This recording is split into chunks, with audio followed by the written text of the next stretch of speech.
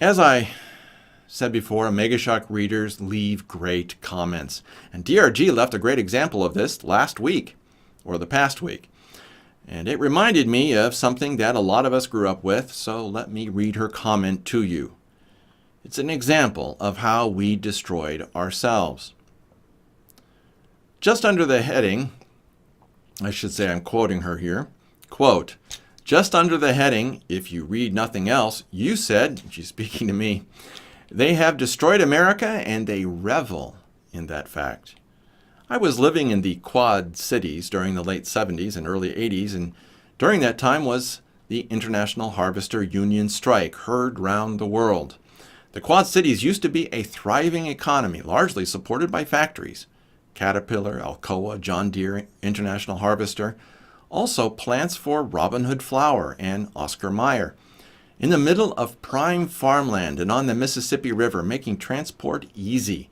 The factories provided solid blue-collar jobs at more than a living wage. One wage earner could support a family comfortably. People with just a high school education, and sometimes not even that. There were several small four-year colleges and two-year community colleges, 5 or 6 major hospitals, a university within an hour's drive that had a medical and dental school, also a law school. The factory and agricultural products supported the river barge industry.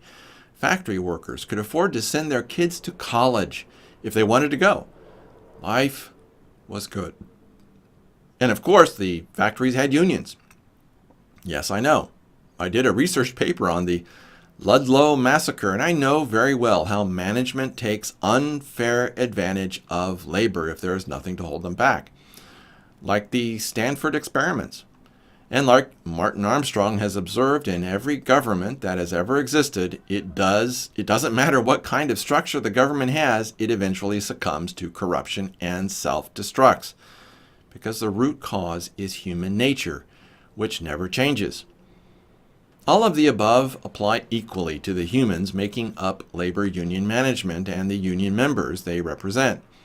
The demands they were making then remind me of the ones Occasional Cortex is making now. John Deere had implemented mandatory overtime in order to meet the demand for their product. Think of it. They were selling so much equipment that they had to work overtime to make it. Time and a half of a wage that was good to begin with was handsome compensation, more than the workers should make anywhere else, or could make anywhere else, sorry. Even though at times this was inconvenient. Well, in order to compete, International Harvester wanted to do the same. When they could not meet the demands of the larger order, they would lose their customers to John Deere, who could. Neither the workers nor the union gave any thought to what this meant. All they thought was they did not want to have to work more than their 40 hours, period, ever. This did not happen all the time, just when there were large orders. So their contract negotiation mantra was, mandatory overtime? Hell no. The union reps bragged that they would break the company before they would agree to mandatory overtime.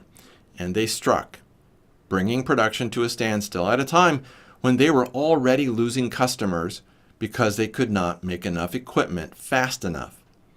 So they broke the company. International Harvester had to close area plants that provided over 5,000 jobs. The factory world was watching closely. I learned a few years later when taking a business class that this had a profound effect, that it had been watched as far away as Japan, where business interests looking for a place to build a Toyota factory took note and made sure never to locate anything near the Quad Cities. And in fact, they have taken care to place their factories in areas where there have never been factories in the past, and that gimme gimme mindset has never developed in the labor force.